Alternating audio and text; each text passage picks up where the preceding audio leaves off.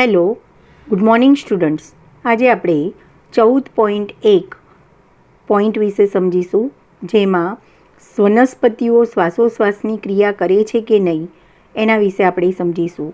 તો અહીંયા ક્વેશ્ચન તમને કરેલો છે, શું વનસ્પતિઓ શ્વાસોશ્વાસ કરે છે? Do plants breathe? આ પ્રશ્નનો કોઈ સીધો જવાબ નથી કે મનુષ્ય અને પ્રાણીઓની જેમ વનસ્પતિઓ પણ શ્વાસોશ્વાસની ક્રિયા કરે છે કે નથી કરતી. એનો સીધો કોઈ જવાબ નથી. વનસ્પતિ પણ સજીવ છે, તો વનસ્પતિ પણ અન્ય પ્રાણીઓની જેમ શ્વસનની ક્રિયા તો કરે જ છે, અને વનસ્પતિને શ્વસન માટે ઓક્સિજન O2ની આવશ્યકતા હોય છે, અને તેઓ કાર્બન ડાયોક્સાઇડ CO2ને મુક્ત કરે છે. તો વનસ્પતિઓ એ શ્વાસોશ્વાસ નહીં પણ શ્વસનની ક્રિયા કરે છે, અને આ શ્વસનની ક્રિયા માટે ઓક્સિજન O2ની આવશ્યકતા હોય છે, અને તેઓ કાર્બન ડાયોક્સાઇડને મુક્ત કરે છે. ટૂંકમાં એમ કહી શકાય કે વનસ્પતિ પણ અન્ય પ્રાણીઓની જેમ મનુષ્યોની જેમ શ્વસનની પ્રક્રિયા કરે છે, અને એ શ્વસનની પ્રક્રિયા માટે ઓક્સિજન O2ની આવશ્યકતા હોય છે, અને તેઓ કાર્બન ડાયોક્સાઇડને મુક્ત કરે છે. અન્ય પ્રાણીઓ અને મનુષ્યની જેમ શ્વસનની પ્રક્રિયામાં વનસ્પતિ ઓક્સિજન ગ્રહણ કરે છે અને કાર્બન ડાયોક્સાઇડ મુક્ત કરે છે.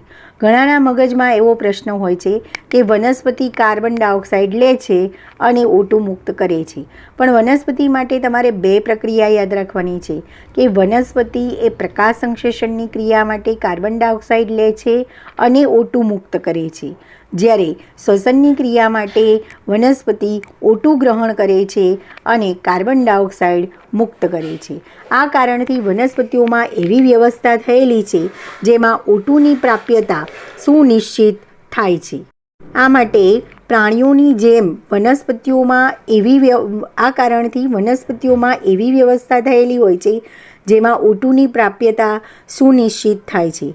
પણ વનસ્પતિઓમાં પ્રાણીઓની જેમ વાયુના વિનિમય માટે વિશિષ્ટ અંગો હોતા નથી. આ પોઈન્ટની આપણે ચર્ચા કરીએ છીએ. વનસ્પતિઓમાં પ્રાણીઓની જેમ વાયુઓના વિનિમય માટે, વાયુઓનું વિનિમય એટલે O2 અને CO2ના વિનિમય માટે વિશિષ્ટ અંગો હોતા નથી, પરંતુ તેમાં વાયુરંધ્ર અને વાતછિદ્ર જેવી રચના આવેલી હોય છે, જે વાયુઓની આપ-લે કરે છે. અથવા તો વનસ્પતિના વિવિધ અંગોમાં વાયુરંધ્ર અને વાતછિદ્રો એ શ્વસન વાયુઓની આપ-લે માટે આવેલા હોય છે. આગળ વાત કરીએ તો પહેલું કારણ એ છે શા માટે વનસ્પતિઓમાં શ્વસન અંગો હોતા નથી.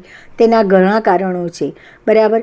તો એમાં વનસ્પતિઓમાં શ્વસન અંગો કેમ હોતા નથી એના ઘણા કારણો આપેલા છે. એમાં પહેલું કારણ એ છે કે વનસ્પતિઓના પ્રત્યેક ભાગો પોતાના વાયુઓના વિનિમયની આવશ્યકતાઓનું ધ્યાન રાખે છે. વનસ્પતિના દરેકે દરેક ભાગો એટલે કે મૂળ, પ્રકાંડ અને પર્ણ એ પોતાના વાયુઓના વિનિમયની આવશ્યકતાનું ધ્યાન રાખે છે. બીજું કારણ છે વનસ્પતિઓના એક ભાગમાંથી બીજા ભાગમાં બીજું કારણ એ છે કે વનસ્પતિઓના એક ભાગમાંથી બીજા ભાગમાં વાયુઓનું વહન ખૂબ જ ઓછું થાય છે. આ બીજું કારણ છે કે વનસ્પતિઓમાં શ્વસન અંગો કેમ હોતા નથી. તો વનસ્પતિઓના એક ભાગમાંથી બીજા ભાગમાં વાયુઓનું વહન ખૂબ જ ઓછું થાય છે. બીજું એ કારણ છે કે વનસ્પતિઓમાં વાયુના વિનિમય માટે વાયુઓના વિનિમયની વધારે જરૂરિયાત હોતી નથી. ઓછા પ્રમાણમાં વાયુ વિનિમય થાય તો ચાલે. ત્યાર પછીનું કારણ છે મૂળ, પ્રકાંડ તેમજ પર્ણોમાં શ્વસન પ્રાણીની તુલનામાં ધીમા થાય છે. મૂળ, પ્રકાંડ તેમજ પર્ણો જેવા અંગોમાં શ્વસનની પ્રક્રિયા પ્રાણીની તુલનામાં ધીમા થાય છે. અને પાંચમું કારણ એ છે કે માત્ર પ્રકાશ સંશ્લેષણ દરમિયાન વાયુનો વિનિમય વધારે થાય છે, અને અહીંયા તમને આપેલું છે પાંચમું કારણ, માત્ર પ્રકાશ સંશ્લેષણ દરમિયાન વાયુઓનું વિનિમય વધારે થાય છે, અને પ્રત્યેક પર્ણ સંપૂર્ણ રીતે આ પ્રકારથી અનુકૂલિત થાય છે. આ સમય દરમિયાન પોતાની જરૂરિયાતનું ધ્યાન રાખે છે, જ્યારે કોષ પ્રકાશ સંશ્લેષણ કરે છે ત્યારે ઓક્સિજનની હાજરીની કોઈ સમસ્યા હોતી નથી, કારણ કે પ્રકાશ સંશ્લેષણ દરમિયાન O2 મુક્ત થાય છે. એટલે કે વનસ્પતિમાં પર્ણમાં જ્યારે પ્રકાશ સંશ્લેષણની ક્રિયા થતી હોય છે ત્યારે ઓક્સિજનની હાજરીની કોઈ સમસ્યા હોતી નથી. એનું કારણ એ છે કે વનસ્પતિ એ પ્રકાશ સંશ્લેષણ દરમિયાન O2 મુક્ત કરે છે. અને છઠ્ઠું કારણ એ છે મોટા કદની જે વનસ્પતિ છે, બરાબર, એ મોટા કદની વનસ્પતિઓમાં મોટા કદની ઘટાદાર વનસ્પતિઓમાં વાયુઓ વધારે અંતર સુધી પ્રસરણ પામી શકતા નથી. આ બધા કારણસર વનસ્પતિઓમાં શ્વસન અંગો હોતા નથી, શ્વસન અંગો આવેલા હોતા નથી. આ છેલ્લું કારણ આપ્યું છે મોટા ભાગની ઘટાદાર વનસ્પતિઓમાં વાયુ વધારે અંતર સુધી પ્રસરણ પામી શકતા નથી. વનસ્પતિઓમાં પ્રત્યેક જીવંત કોષ વનસ્પતિઓની સપાટીની બિલકુલ નજીક આવેલો હોય છે, માટે આ વિધાન સત્ય છે, બરાબર. તો અહીંયા તમને 5 થી 6 કારણ તમને આપેલા છે કે શા માટે વનસ્પતિમાં શ્વસન અંગો હોતા નથી. વનસ્પતિઓમાં પ્રાણીઓની જેમ વિશિષ્ટ શ્વસન અંગો હોતા નથી, એ માટેના કેટલાક કારણો આપેલા છે. શ્વસન અંગોની બદલે વનસ્પતિમાં વાયુરંધ્ર અને વાત છિદ્રો હોય છે. વનસ્પતિઓમાં પ્રાણીઓની જેમ વાયુના વિનિમય માટે શ્વસન અંગો હોતા નથી, પણ વાયુના વિનિમય માટે વાયુરંધ્ર અને વાત છિદ્રો આવેલા હોય છે. તો એ માટેના કેટલાક કારણો તમને આ પેરેગ્રાફમાં આપેલા છે, જેમાં પહેલું કારણ તમને આપ્યું છે કે વનસ્પતિઓના પ્રત્યેક ભાગો પોતાના વાયુઓના વિનિમયની આવશ્યકતાનું ધ્યાન રાખે છે. બીજું કારણ એ આપેલું છે કે વનસ્પતિઓમાં વાયુના વિનિમયની વધારે જરૂરિયાત હોતી નથી.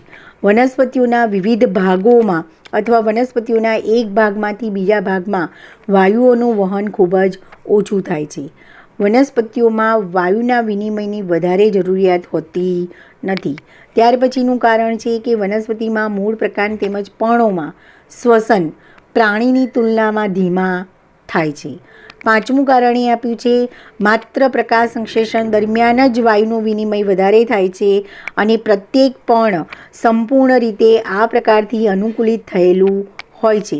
આ સમયગાળા દરમિયાન ઓક્સિજનની હાજરીની કોઈ સમસ્યા હોતી નથી, કારણ કે કોષમાં પ્રકાશ સંશ્લેષણ દરમિયાન ઓક્સિજન મુક્ત થાય છે. અને છેલ્લું કારણ એ આપેલું છે કે મોટા કદની જે વનસ્પતિ છે, મોટા કદની ઘટાદાર વનસ્પતિઓમાં વાયુઓ વધારે અંતર સુધી પ્રસરણ પામી શકતા નથી. વનસ્પતિઓમાં પ્રત્યેક જીવંત કોષ વનસ્પતિઓની સપાટીની બિલકુલ નજીક આવેલો હોય છે, પણ માટે આ વિધાન સત્ય છે. અને તમે પૂછી શકો છો કે જાડા કાષ્ટીય પ્રકાંડો અને મૂળ માટે શું થાય?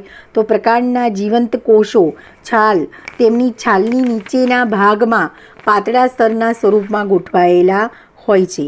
તો વનસ્પતિમાં વિશિષ્ટ શ્વસન અંગો હોતા નથી, પણ શ્વસનની ક્રિયા માટે વનસ્પતિઓની મોટા ભાગના અંગો જેમ કે પર્ણમાં વાયુરંધ્રો આવેલા હોય છે. તો વનસ્પતિના જાડા કાષ્ટીય પ્રકાંડ અને મૂળ માટે શું થાય? પ્રકાંડમાં જીવંત કોષો છાલ તેમજ છાલની નીચેના ભાગમાં પાતળા સ્તરના સ્વરૂપમાં ગોઠવાયેલા હોય છે. આમાં પણ છિદ્ર હોય છે, જેને વાત છિદ્રો તરીકે ઓળખવામાં આવે છે. તો પ્રકાંડમાં જીવંત કોષો એ છાલ તેમજ છાલની નીચેના પાતળા સ્તરના સ્વરૂપમાં ગોઠવાયેલા હોય છે, અને એમાં પણ છિદ્ર આવેલા હોય છે, જેને વાત છિદ્ર તરીકે ઓળખવામાં આવે છે. આગળ પોઈન્ટની આપણે વાત કરીએ તો વનસ્પતિમાં શ્વસનાંગો આવેલા હોતા નથી, એની આપણે ચર્ચા કરી. શા માટે વનસ્પતિમાં શ્વસનાંગો હોતા નથી?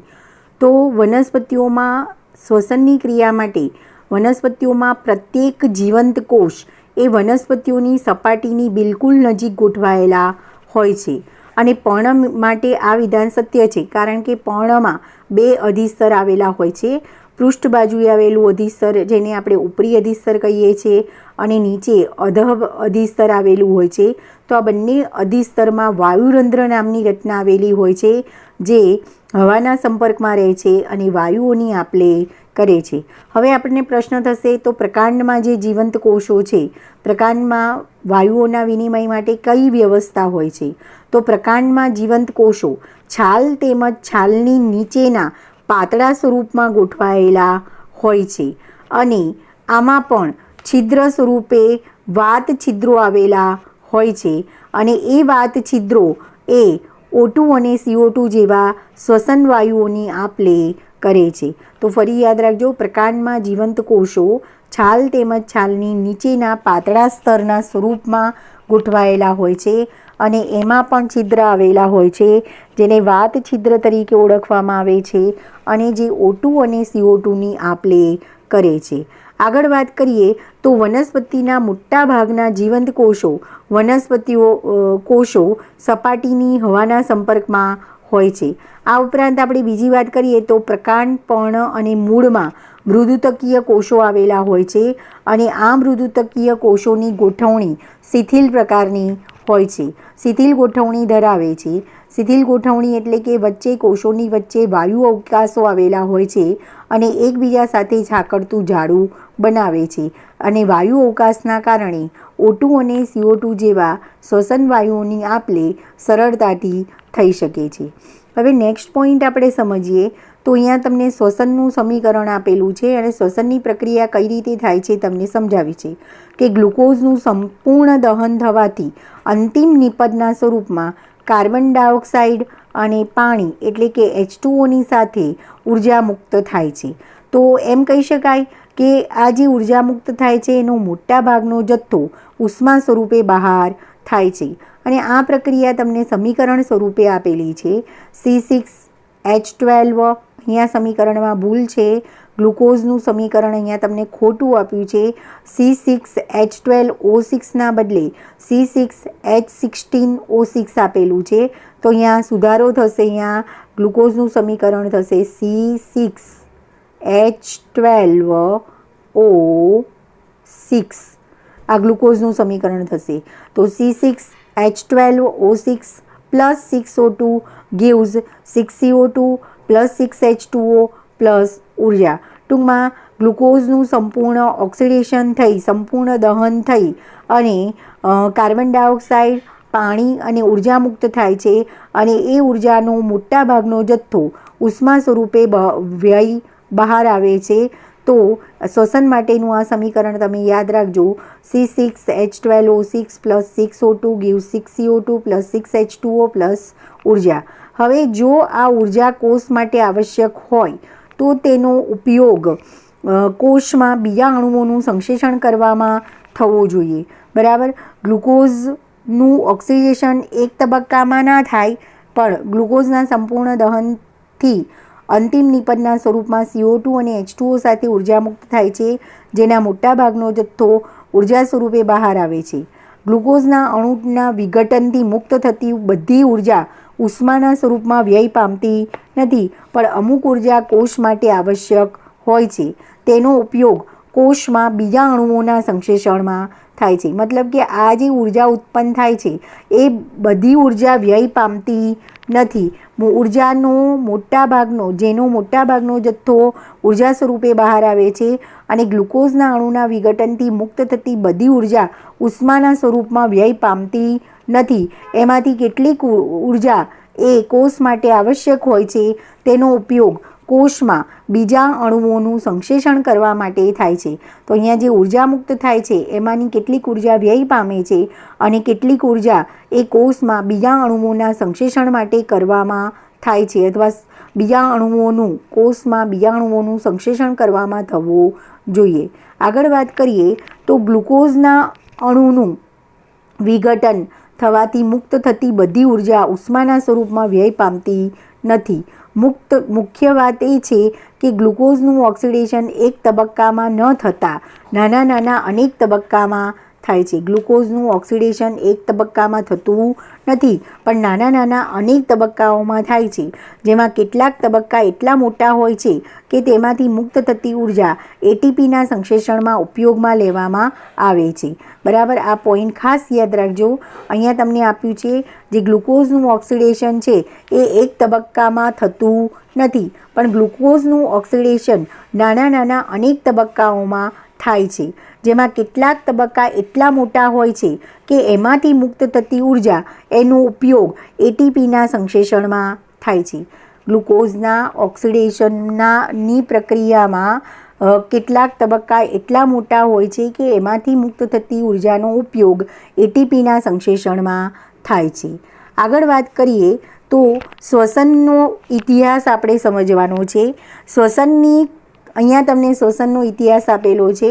તો શ્વસનની ક્રિયાવિધિ દરમિયાન ઓક્સિજનનો ઉપયોગ થાય છે અને CO2, H2O અને ઉર્જા નિપજ તરીકે મુક્ત થાય છે.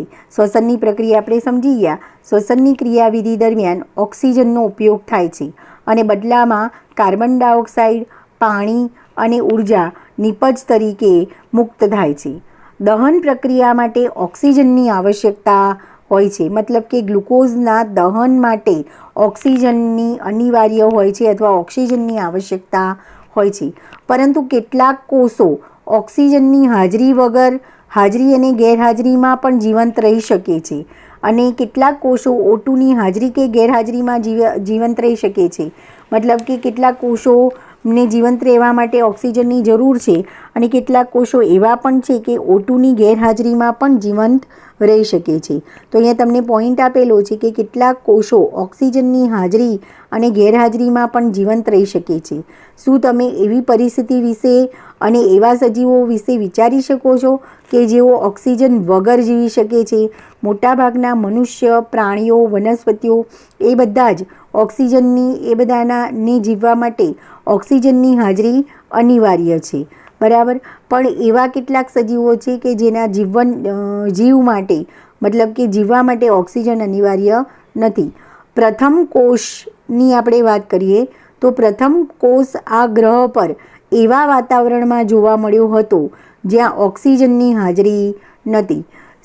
આપણે જો ઇતિહાસ જોઈએ તો એમાં પ્રથમ કોષ ગ્રહ પર એવા વાતાવરણમાં જોવા મળ્યો હતો જ્યાં ઓક્સિજનની હાજરી નથી, તો પણ એક કોષ જીવંત રહ્યો હતો. કેમ?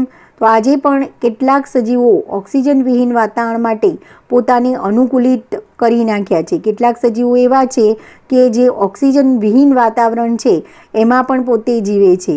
તો આમાંથી કેટલાક વૈકલ્પિકપણે અજારક છે, મતલબ કે કેટલાક સજીવો અજારક છે કે જેઓ ઓક્સિજન વગર જીવી શકે છે.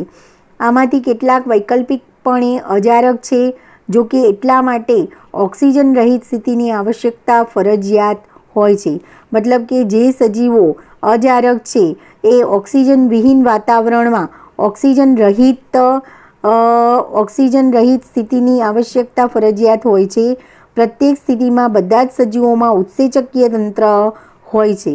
મતલબ કે અહીંયા એવું કહી શકાય કે જે અજારક સજીવો છે એ ઓક્સિજન રહિત વાતાવરણમાં, ઓક્સિજન વિનાનું જે વાતાવરણ છે એના વગર જીવી શકે છે અને કેટલાક સજીવો ઓક્સિજનની હાજરી હોય એવા વાતાવરણમાં જીવી શકે છે. જે સજીવો ઓક્સિજન વિહીન વાતાવરણમાં જીવે છે એને અજારક સજીવો કહેવાય અને જે સજીવો ઓક્સિજનવાળા એટલે કે ઓક્સિજનની હાજરી હોય એ વાતાવરણમાં જીવે છે તો એને જારક સજીવો કહેવામાં આવે છે. આમાંથી કેટલાક વૈકલ્પિકપણે અજારક છે, જો કે કેટલાક ઓક્સિજન રહિત સ્થિતિની આવશ્યકતા ફરજિયાત, કેટલાક માટે ઓક્સિજન રહિત સ્થિતિની આવશ્યકતા ફરજિયાત હોય છે. પ્રત્યેક સ્થિતિમાં બધા સજીવોમાં ઉત્સેચકીય તંત્ર હોય છે. હવે જારક સ્થિતિ હોય કે અજારક સ્થિતિ હોય, બધી જ પરિસ્થિતિમાં સજીવોમાં ઉત્સેચકીય તંત્ર હોય છે જે ગ્લુકોઝને ઓક્સિજનની મદદ વગર આંશિક રીતે ઓક્સિડેશન કરે છે. હવે જારક સજીવો હોય કે અજારક સજીવ હોય, એ બધા જ સજીવોમાં એક ઉત્સેચકીય તંત્ર આવેલું હોય છે અને એ ઉત્સેચકીય તંત્ર એ ગ્લુકોઝને ઓક્સિજનની મદદ વગર આંશિક રીતે ઓક્સિડેશન કરે છે. આ પ્રકારે ગ્લુકોઝનું પાયરુવિક એસિડમાં વિઘટનની જે પ્રક્રિયા છે એને ગ્લાયકોલિસિસની પ્રક્રિયા તરીકે ઓળખવામાં આવે છે. ટૂંકમાં એમ કહી શકાય કે શ્વસનની પ્રક્રિયાનો એક તબક્કો છે જેને ગ્લાયકોલિસિસ તરીકે ઓળખવામાં આવે છે. તો જારક પ્રકારના સજીવો હોય કે જે ઓક્સિજનની હાજરીમાં શ્વસનની ક્રિયા કરે છે અને અજારક પ્રકારના સજીવો હોય કે જે ઓક્સિજનની ગેરહાજરીમાં શ્વસન કરે છે. બંનેમાં ઉત્સેચકીય તંત્ર આવેલું હોય છે જે ગ્લુકોઝને ઓક્સિજનની મદદ વગર આંશિક રીતે ઓક્સિડેશન કરે છે અને એ પ્રકારે ગ્લુકોઝનું પાયરુવિક એસિડમાં વિઘટન કરે છે. ગ્લુકોઝનું વિઘટન કરી અને પાયરુવિક એસિડ બનાવે છે અને એ પ્રક્રિયાને ગ્લાયકોલિસિસ તરીકે ઓળખવામાં આવે છે. ટૂંકમાં એમ કહી શકાય કે જારક પ્રકારના સજીવો હોય કે અજારક પ્રકારના સજીવો હોય એમાં શ્વસનની પ્રક્રિયાનો પ્રથમ તબક્કો ગ્લાયકોલિસિસ તો થાય જ છે. જારક સજીવો કે અજારક સજીવો એ બંનેમાં શ્વસનની પ્રક્રિયાનો પ્રથમ તબક્કો જેને ગ્લાયકોલિસિસ કહેવાય છે, જેમાં ગ્લુકોઝનું ઓક્સિડેશન થઈ પાયરુવિક એસિડના અણુઓનું નિર્માણ થાય છે. આ પ્રક્રિયા એને ગ્લાયકોલિસિસની પ્રક્રિયા કહેવાય છે અને એ બંને પ્રકારના સજીવોમાં થાય છે.